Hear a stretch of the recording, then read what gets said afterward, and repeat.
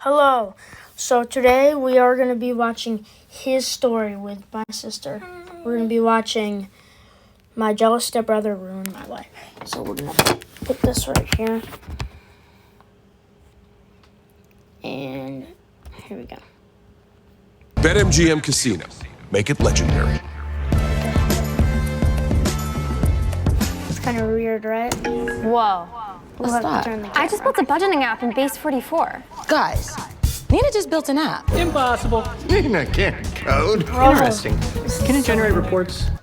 Someone slammed me into the lockers so hard my head bounced off the metal. I hit the floor, and a kid I didn't recognize kicked me in the ribs, and I curled up, and another kick landed on my back. I tried to stand, and someone shoved me down, and I skidded across the tile on my hands and knees. Blood from my lip was dripping onto the floor. I looked up, and Brooke was 10 feet away watching, and I screamed her name, and she turned and walked in the other direction. I crawled toward her, and someone stomped on my hand, and I heard something crack, and then I woke up. I was sitting up in bed, drenched in sweat, shaking, gripping the sheets so hard my fingers ached. The room was dark. Oliver rolled over across from me. "You okay?" "Yeah, bad dream. Must have been a rough one. You were talking in your sleep." He propped himself on his elbow. "Want me to get you water or something?" "No, I'm fine." He lay back down. "Go back to sleep. Everything's fine." His voice was calm and kind, and I believed him because why wouldn't I? I grabbed my phone off the nightstand and texted Brooke. "You up?" 3 dots. "It's 2 a.m., you weirdo. Just wanted to say you're my favorite person. You're my favorite person. Now go to sleep." I put the phone down and let my heart slow down. Bad dream. Just a bad dream. Brooke came over the next afternoon and brought a photo of us at the pier, the two of us with the sun behind us, and she'd written on the back in silver marker, "My favorite person." I taped it to the wall above my desk. "Your stepbrother is intense," she said, leaning against me while Oliver typed across the room with his headphones on. "He's just quiet." He was staring at me when I came in. He stares at everyone. "He's awkward." She shrugged and I kissed the top of her head. At dinner, Phil raised his glass. 6 months under one roof and nobody's killed each other. Mom laughed. Oliver smiled into his plate. I clinked my glass against Phil's because he was trying, and I wanted him to know I noticed. The hallway went wrong before I made it to my locker. A kid I'd never spoken to crossed to the other side to avoid me, and then another kid did the same thing, and then a sophomore held up his phone and turned the screen toward me, and I saw my own face saying words I'd never said in my life. My bedroom behind me, the photo of Brooke visible on the wall, my voice coming out of the speaker saying racist slurs aimed at a kid named Devin who sat behind me in history. "That's not me." The kid pulled his phone back. "Dude, it's literally your face. I know it's my face. I'm telling you I never said those words." He shrugged and walked away, and I stood there with my knees going weak because the room in the video was my room, filmed from an angle I'd never set up a camera at, and the photo Brooke gave me 3 weeks ago was visible on the wall in the background. Whoever made this had been filming inside my bedroom while I slept. I grabbed a locker handle to stay standing. Brooke was at my locker with red eyes. "Is there something you want to tell me?" "That video is fake. It's your face, your room. I can see the photo I gave you on the wall behind you." "Brooke, I am telling you someone manufactured that video. I have never said those words in my life." She looked at me and said, "I want to believe you." And the "want to" hit me in the chest because 3 days ago she'd written "my favorite person" on the back of a photo, and now she couldn't look at me. She walked away, and my best friend Kai gave me a wide berth at lunch, and the seat next to me stayed empty, and I ate alone and stared at the table and thought about how the hallway parted for me like I was radioactive, which would be flattering if the reason wasn't that everyone thought I was a monster. A second video dropped that afternoon. I was in the library when my phone buzzed with a link, and I opened it and watched myself threaten a girl I'd never spoken to in the school parking lot. The girl's mother called the school within an hour. A third video 2 days later, me mocking a kid with cerebral palsy named James, imitating his walk, laughing. I watched that one alone in my room and threw my phone at the wall because James had never done anything to anyone, and I was laughing at him. Each video was worse than the last. The first took Brooke. The second emptied my lunch table. The third got me pulled into the principal's office while James's parents watched from the lobby, and his mother looked at me through the glass with a hatred so pure it burned, and I pressed my hand against the lobby wall because I wanted to walk in there and say, "I would never hurt your son." But the person in in that video had my exact face and my exact voice, and he was hurting her son, and the fact that it wasn't really me didn't change the damage. The principal suspended me. I stood across his desk and said, "Those videos are fake," and he said, "They appear authentic," and I said, "Reviewed by who? The guy who troubleshoots printers?" His face tightened. "You're suspended pending investigation." I stood up so fast my chair hit the wall. I didn't do this. The person who actually did it is sitting somewhere right now making more videos while you suspend the kid whose face got stolen. You're punishing the victim. I walked out through a hallway where everyone pressed against the walls, and I kept my eyes straight ahead because if I looked at anyone, I was going to start screaming. Oliver was sitting on his bed when I got home. "I heard about the suspension. I'm really sorry." "Yeah, want me to look at the videos? I know some stuff about editing." He watched them on my phone, headphones in, scrolling carefully, and after 20 minutes he handed it back and shook his head. "They look real. I'm sorry." He said it with this careful, sad expression, and I almost thanked him, but a cold feeling settled in my stomach. He dismissed them too fast. Kai, who actually edited video, hadn't even seen them yet, and Oliver had scrolled through 3 deepfakes and declared them genuine in 20 minutes. I pushed the thought down because he was my stepbrother, and the idea was insane. That night, I lay in bed watching the first video frame by frame while Oliver slept 6 feet away. The camera angle was wrong. It was filming from Oliver's side of the room, from the height of his desk. I looked across at his desk in the dark. A small black webcam was clipped to the top of his monitor, the lens angled at my pillow. My blood froze. I sat up slowly. The photo of Brooke was visible from exactly that angle, which explained why it appeared in the video. I looked at Oliver.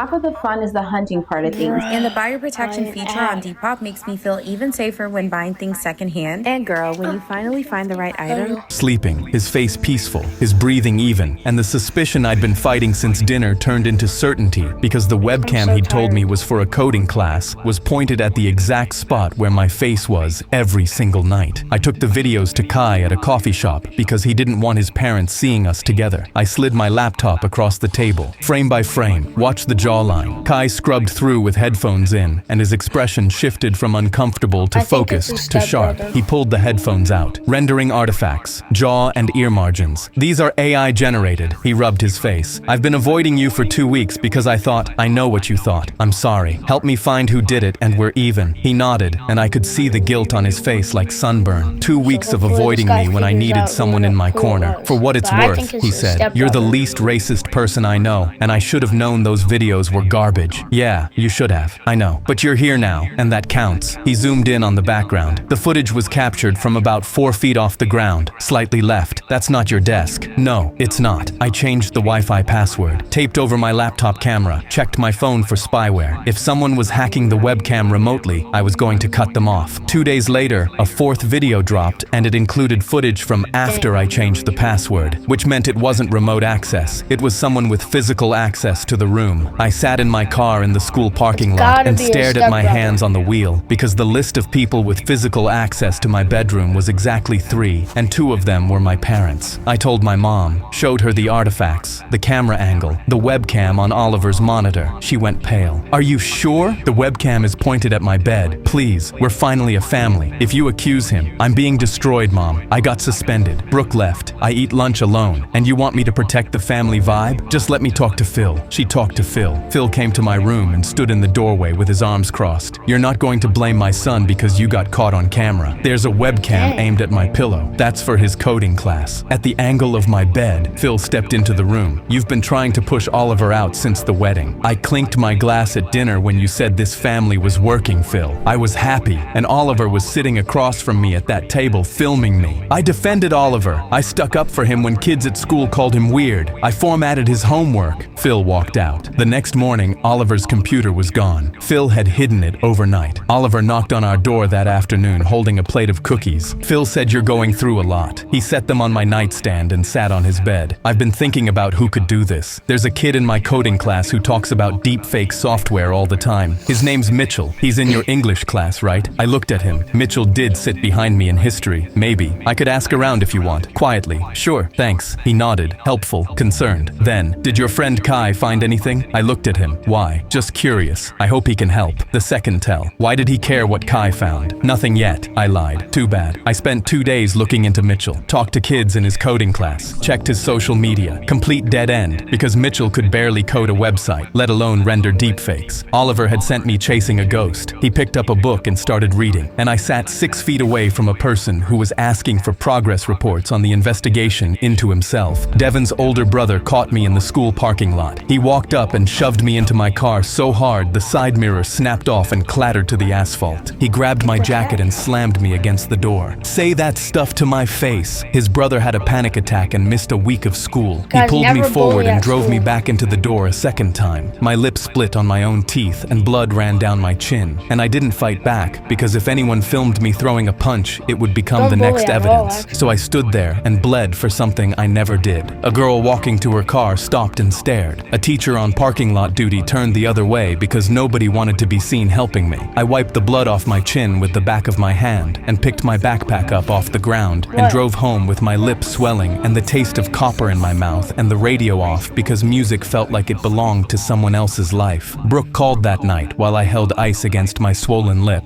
The third video, you're wearing the blue Henley. So? You donated that shirt last spring. I was with you at Goodwill. You haven't owned it in 8 months. I pressed the phone against my ear. Brooke, I'm not saying I'm back, but something doesn't add up, and I'm sorry it took me this long to see it. I hung up and sat in the dark, and something Kai said echoed back. Whoever filmed this was on the other side of your room. Mitchell couldn't code a website. The fourth video used footage from after I changed the Wi-Fi password. Oliver had offered to analyze the videos and dismissed them in 20 minutes. Oliver had definitely suggested his Mitchell. brother. Oliver had asked what Kai found. I pressed my palms against my It's eyes gotta because be. the list of people who could do this had been one name long the entire time, and I'd spent weeks refusing to read it. I set the trap at dinner. I loaded my fork with pasta and said, Kai traced the rendering software to a specific IP address. The police are requesting a warrant. I didn't look at her Oliver, but in attention my span- peripheral vision, his her fork attention paused span for a is so fraction of low. a She can't second. even Phil watch a looked up. video. What does that mean? They can trace the exact computer that made the videos. Every file. Terrible things can happen to those of us careless enough to disrespect our ancestors.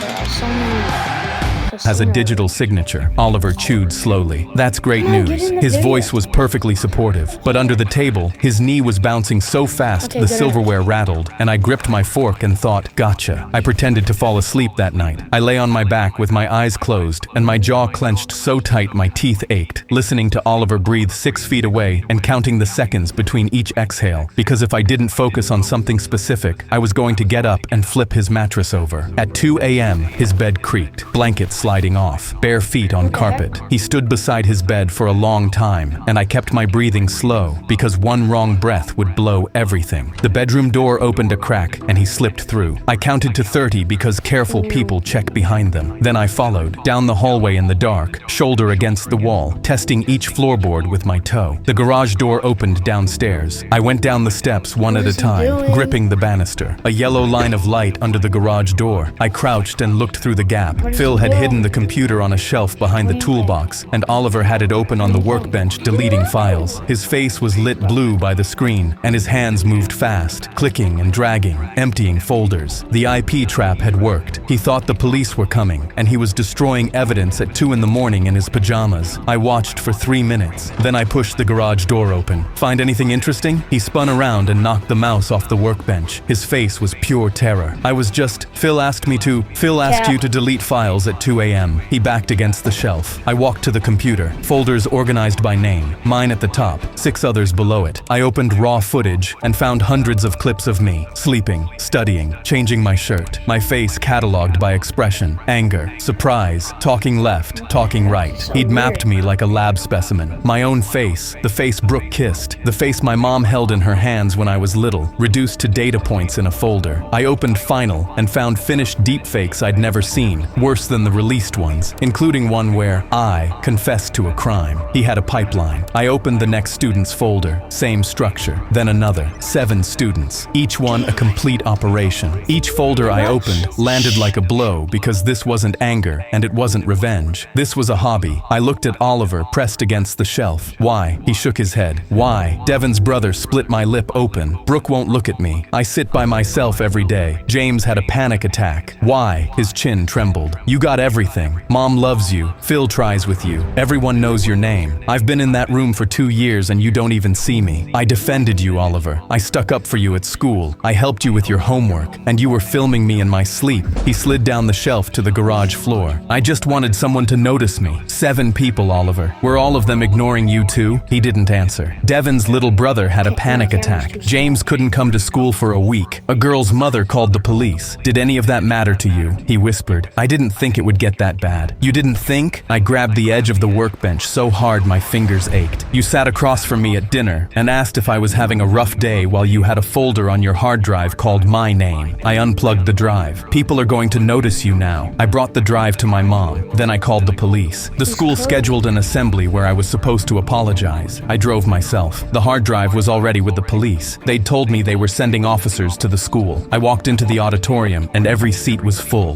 Devin in the front row, Brooke in the back, Oliver in the middle section, slouched low, performing calm. The principal pointed me to the podium. I adjusted the mic and looked out at 400 people who thought I was a monster. The school's apology was in my pocket. I left it there. I'm supposed to say sorry for things I didn't do. Instead, I'm going to tell you how those videos were made. The room shifted. Deepfake software needs a training set. Hundreds of photos and videos of the target's face captured over months. You'd need constant access. You'd need to share a room with the person. Oliver's hands gripped his armrests. You'd need a webcam pointed at their bed, filming them sleeping and changing clothes without their knowledge. You'd need to catalog their face by expression, label each one, and build a model so precise that the target's own girlfriend can't tell the difference. In the background of the first video, you can see a photo on the wall. It's a photo my girlfriend gave me for our anniversary. She wrote, "My favorite person" on the back. The person who filmed me captured that photo while I was sleeping and used it as set dressing for a video that made her leave me. I looked at Brooke in the back row. She was crying. I looked at Oliver. His face was white. This wasn't a prank. This was a project. 7 students at this school had their faces harvested and their identities weaponized. I found the files. I found the software, and I gave everything to the police this morning. Oliver stood up. His chair scraped the floor. Every head turned. He looked at me, and his mouth opened and nothing came out, and he shoved past people and sprinted for the exit. He slammed through the double doors, and they banged against the walls, and 400 people watched him run. He made it to the parking lot. 2 officers were leaning against their car, waiting. I couldn't see it from inside, but I heard about it later from 3 different people. He ran through the school doors and stopped dead when he saw the cruiser. He turned to go back inside, and a 3rd officer was standing behind him. He sat down on the curb and put his head in his hands. He was still sitting there when they put him in the car. A sophomore told me later that Oliver didn't resist. He just sat on the curb with his head in his hands and waited. And when the officer said, "Stand up," he stood up. And when they opened the car door, he got in, and he never looked back at the school. Devin stood up in the front row. He looked at the doors, then at me. "That was your stepbrother? We shared a bedroom for 2 years." He sat down and put his head in his hands. James was crying. The girl from the second video had her hand over her mouth. A teacher was on her phone. The principal stood at the side of the stage and didn't take the microphone away. Phil showed up at the house that evening with his jaw set. He packed a suitcase while my mom sat at the kitchen table. He walked past me in the hallway and stopped. "You destroyed this family. Your son filmed me sleeping, Phil. He cataloged my face by expression. He built videos of me confessing to crimes. He did it to 6 other kids. And when I told you, you hid his computer and called me a liar." Phil's grip tightened on the suitcase. "He's 14. Devin's brother split my lip open in a parking lot because of what your 14-year-old made. I got suspended. Brooke left. Nobody would sit with me. I stepped closer. I defended your son at school. I helped him with his homework. I said goodnight to him every night for 2 years, and he repaid me by recording me in my sleep. Your son destroyed 7 kids. I told the truth. Those aren't the same thing." He walked out, and the door clicked shut. Mom and I sat across from each other at the kitchen table. Oliver's chair was empty. Phil's mug was in the sink. She looked at me with mascara streaked down her face. "I should have believed you from the first day." "Yeah, what do you need?" I touched my lip where the scar was forming. "I need people to stop seeing me as the person in those videos. The school is sending, an email doesn't fix it, Mom. Those videos are online forever. Someone will Google my name in 10 years and find them." She closed her eyes. "What can I do? You're doing it. You're sitting here." She took my hand and held it with both of hers. "I'm not going anywhere. I know. Do you?" "Yeah, Mom, I know." She squeezed tighter and her chin trembled. "I picked Phil because I thought he was safe. I thought he'd be good for us. He wasn't. No." She looked at Oliver's empty chair. Neither of them was. Brooke texted that night. "I should have believed you." I stared at the message. I thought about typing something angry. Instead, I wrote, "You noticed noticed the Henley before anyone else. You said it when it mattered. She replied, "Can I come over?" Yeah. I sat on my bed in the room I finally had to myself. Oliver's desk was empty. The webcam was gone. The wall had a clean rectangle where his monitor used to be. The photo of Brooke was still taped above my desk. The pier, the sun behind us, my favorite person, on the back in silver marker. I touched it with my fingertip. Then I heard Brooke's car pull into the driveway. I went downstairs and opened the front door, and she was standing on the porch with the porch light on her face. And she looked at me and said, "Hi." And I said, "Hi." And she stepped inside and put her arms around me and held on. And I held on back. She was the first person to touch me in weeks who wasn't trying to hurt me.